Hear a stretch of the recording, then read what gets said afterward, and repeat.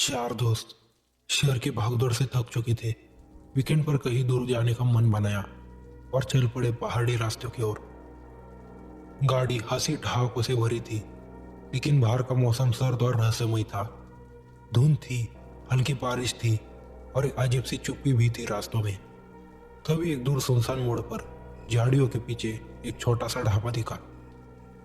ढाबा बहुत पुराना था, छत से पानी टपकता था, लकड़ी की दीवारें घिस चुकी थी। ना कोई ग्राहक, ना कोई शोर शराबा, बस एक वीरान सा ठिकाना, जैसे वक्त ने उसे बुला दिया हो। चारों को भूख भी लगी थी और जिज्ञासा भी, इसलिए गाड़ी रोकी। गाड़ी धीमे धीमे ढाबे के सामने रुकी।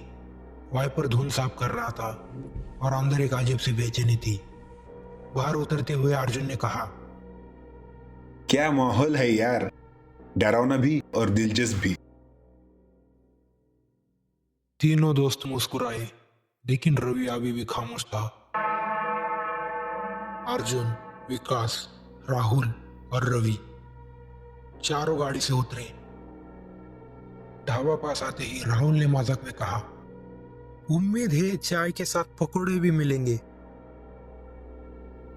कोई जवाब नहीं था, लेकिन दरवाजा खुद ब खुद धीरे से खुला।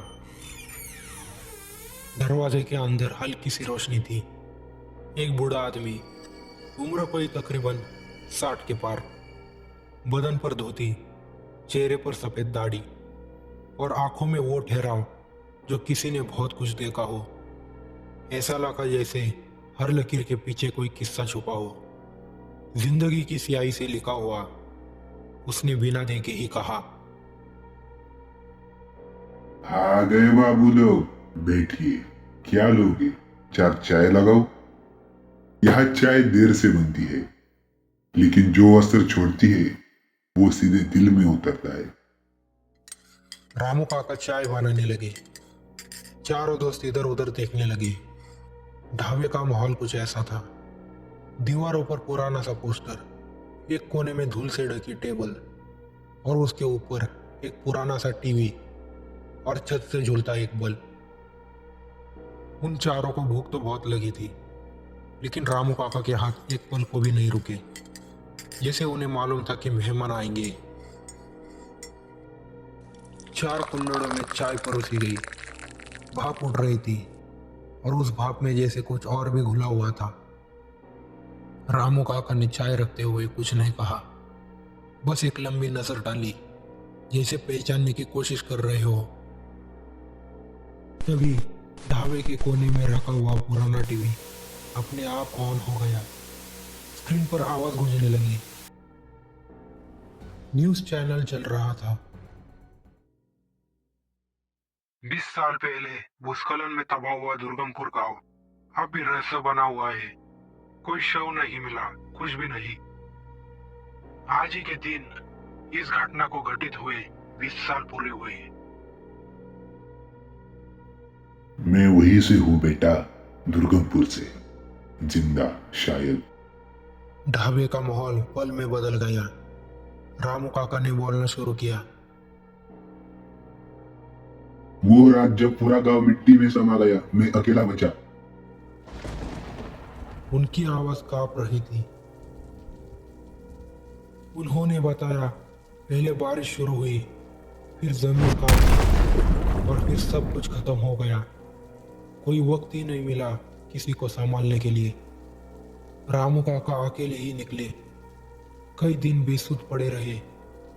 कहते आज भी रात में कोई आवाज देता है, काका एक कप चाय, दुर्गमपुर वाली। हर रास्ता मंजिल तक नहीं जाता बेटा, कभी कभी रास्ता खुद मंजिल बन जाता है। चारों चाय खत्म होते ही ढाबे से निकले। गाड़ी स्टार्ट हुई और वो धुंध में गुम हो गए। रामू काका वहीं बैठे रहे, जैसे कुछ सोचते हुए। टेबल पर चारों कुल्हड़ रखे थे। ढाबे के अंदर अब भी वही सन्नाटा था। उन चारों की गाड़ी जाते ही रामू काका अपने टेबल पर बैठे और अपना टीवी चालू किया।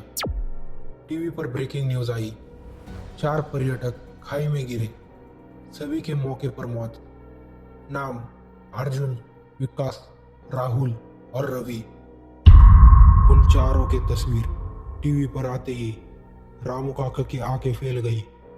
रामू काका के हाथ से बीड़ी गिर गई। वो अपने कुर्सी से धीरे धीरे नीचे फिसलती गई, जैसे उनके शरीर में कोई जीवन ही बचा ना हो। टेबल पर रखी चाय अब भी भाप छोड़ रही थी, जैसे अभी अभी किसी ने घूट लिया हो और उठकर चला गया हो। फिर तभी एक कोने से आवाज आई, काका, चाय पिलाएंगे? वही दुर्गमपुर वाली।